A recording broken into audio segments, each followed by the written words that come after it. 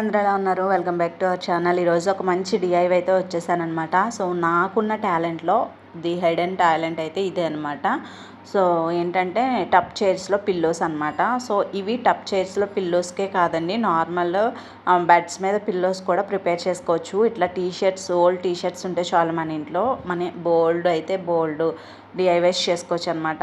మనకైతే ఇప్పుడు టప్ చైర్స్లో పిల్లోస్ కోసం చేస్తున్నాం కాబట్టి 2 పెద్ద సైజు ఇట్లా టీషర్ట్స్ అనేవి తీసుకోవాలి. వాటిని ఇట్లా వీడియోలో కనిపిస్తున్నట్లుగా కట్ చేసేసి పెట్టేసుకోవాలి. అలా రెండు టీషర్ట్లని కూడా కట్ చేసేసుకొని ఇట్లా మళ్ళీ జాయింట్ చేసుకోవాలన్నమాట. సో ఈ సైడు ఆ సైడు కూడా జాయింట్ చేసేసుకోవాలి. హ్యాండ్ స్టిచ్ అయినా ప్రాబ్లం లేదండి, మీ దగ్గర మిషన్ ఉంటే మిషన్తో స్టిచ్ చేయొచ్చు, లేదు హ్యాండ్తో స్టిచ్ చేసుకోవచ్చు.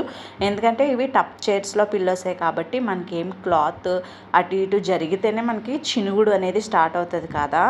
బట్ అప్పుడైతే మనకి కూర్చునేటప్పుడు మనం ఏం కదలదు పిల్లో కాబట్టి ఆటోమేటిక్గా అవి ఏమీ అవసరం లేదు. మీ దగ్గర మిషన్ లేదు అనేమి మీరు డిఐవై చేయడం అయితే ఆపొద్దు. డెఫినెట్గా ఒకసారి అయితే ట్రై చేయండి. ఆల్రెడీ నేను ఒకసారి పిల్లో అనేది స్టిచ్ చేశానండి, రెడ్ కలరు. సో మా ఇంట్లో అయితే టప్ చైర్స్ రెడ్ కలర్లో ఉంటాయి కాబట్టి రెడ్ కలర్ టీషర్ట్తో నేనైతే పిల్లోని ప్రిపేర్ చేసుకున్నాను. బట్ ఏంటంటే అది చిన్న సైజ్ అయిపోయింది, దానికి కొంచెం ఇది పెద్ద సైజ్ స్టిచ్ చేద్దాం అన్నట్టు ఇంకా నేను పెద్ద సైజ్కి 2 టీషర్ట్స్, అవి కూడా పెద్ద టీషర్ట్స్ అయితేనే బాగుంటుంది అన్నట్టు ఇంకా నేను 2 టీషర్ట్స్ తీసుకొని ఇట్లా ఇంకా స్టార్ట్ చేసేసాను అనమాట. సో ఇక్కడ నేను అంబ్రెల్లా డ్రెస్ కట్ చేస్తాం కదండి, అట్లా మనము కోన్ షేప్ వేసేసుకోవాలి.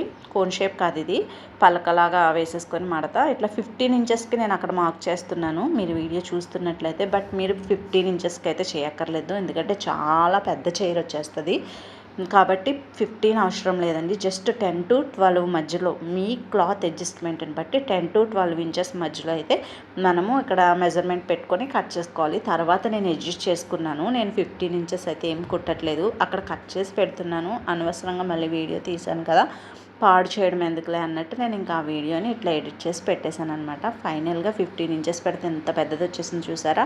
ఇంకా నేనైతే 12 ఇంచెస్కి పెట్టుకుంటే ఇంకా నార్మల్గా సమానంగా వచ్చిందనమాట. ఇదిగోండి 12 ఇంచెస్కి కట్ చేసుకుంటే నాకు ఎంత క్లాత్ అయితే వచ్చిందనమాట. బ్యాక్ సైడు నేను క్లాత్, నా దగ్గర ఓల్డ్ శారీ క్లాత్ ఒకటి ఉండే, ఇంకా ఆ శారీ క్లాత్ని అయితే ఇలా అటాచ్ చేస్తున్నాను. ఇది ఎందుకు ఇలా అటాచ్ చేస్తున్నానంటే మీకు చూపించడం కోసం అనమాట. సో నేను టైలరింగ్లో వేస్ట్ క్లాత్స్ అన్నీ ఎట్లా పెట్టానో మీకు చూపించడం కోసం, ఇది కూడా అర్థం కాని వాళ్ళు ఉంటారు కదా, వాళ్ళ కోసం అనమాట. ఇంక ఈ రౌండ్ మనం స్టిచ్ చేసేసుకోవాలని చెప్తున్నాను అనమాట. అట్లా స్టిచ్ చేసేసుకోవచ్చు, మొత్తం స్టిచ్ చేసుకోకూడదండి, కొంచెం గ్యాప్ అనేది ఉంచుకోవాలి. ఎందుకంటారా, మనం ఈ క్లాత్స్ అన్నీ దాంట్లోకి పెట్టాలి కదా, అంటే ఒక బ్యాగ్లా పెట్టుకొని తర్వాత మనము ఇట్లా క్లాత్స్ అన్నీ కుక్ చేసిన తర్వాత మనం ఆటోమేటిక్గా అక్కడ స్టిచ్ అనేది చేసేసుకోవాలన్నమాట. అలా అని బాగా ఎత్తుగా కూడా పెట్టుకోకూడదండి. మనకి నార్మల్ పిల్లో ఎట్లా ఉంటుందో మనకి తెలుస్తుంది. మీరు అట్లా బట్టలన్నీ పెట్టేటప్పుడు, క్లాత్స్ అన్నీ పెట్టేటప్పుడు మీకు అక్కడ తెలుస్తుంది. చూసారు కదా, ఇట్లా అడ్జస్ట్ చేసేసి చూడండి, నేను పాత పిల్లోతో నేను కొలుచుకుంటున్నాను. అక్కడ ఒక పెద్ద సైజ్ వచ్చిందని నైగో సాటిస్ఫై అయింది అన్నట్టు. సో టీషర్ట్స్తో మనం ఇది చేసాం కాబట్టి ఏంటంటే ఇది క్లాత్ సాగిద్ది అనమాట. సో టీషర్ట్స్ బేసికల్గానే సాగుతాయి కదండి. సో ఇదిగోండి, నేను పల్చిన క్లాత్ పెట్టుకోవడానికి మీకు ఇట్లా చూపించడం కోసం అనమాట. నేను ఇట్లాగా బ్లౌజ్ స్టిచ్ చేసిన క్లాత్, ఇంకా లాంగ్ ఫ్రాక్ స్టిచ్ చేసిన క్లాత్స్, ఇంకా శారీస్లో బార్డర్స్ వచ్చిన క్లాత్స్, ఇవి అవి ఉంటాయి కదండి. అండ్ ఇప్పుడు టీషర్ట్ హ్యాండ్స్, నెక్స్ పక్కకు పెట్టేసాను కదా, అది కూడా వేసేసాను అన్నట్టు. ఇదైతే నేను ఓల్డ్ టీషర్ట్తో కుట్టానని చెప్పాను కదా, రెడ్ కలర్ దాంతో, అదనమాట. ఇప్పుడైతే టప్ చైర్స్లోకి ట్రై చేసేద్దాం, వచ్చేయండి. సో ఇదిగోండి మా టప్ చైర్ అనమాట. సో ఇంక ఇందులో అయితే చిన్నది వేసాను చూడండి, గ్యాప్ ఎట్లా ఫుల్ఫిల్ అవ్వలేదు. ఇప్పుడు పెద్దది నేను స్టిచ్ చేసింది వేసాను చూడండి, భలే ఉంది కదండి. రెడ్కి గ్రే కలర్కి భలే సెట్ అయింది, సూటబుల్ కూడా అయ్యిందనమాట. నాకు భలే నచ్చిందబ్బా. చూడండి, నేను అట్లా చైర్లో పెట్టగానే ఇంకా అలా అడ్జస్ట్ అయిపోయింది. మనం కూర్చున్నప్పుడు, నేను మీకు అక్కడ కూర్చున్నప్పుడే తెలిసిపోతుంది చూడండి నా కంఫర్ట్ అనేది. సో మన ఫేస్లో ఆటోమేటిక్గా కంఫర్ట్నెస్ అనేది తెలిసిపోతుంది అనమాట. సో ఆ సైడ్స్ కూడా మనం ఎందుకు కవర్ అవ్వాలి అని చెప్తున్నానంటే, నేను ఇప్పుడే చెప్తాను అది ఎందుకనేది.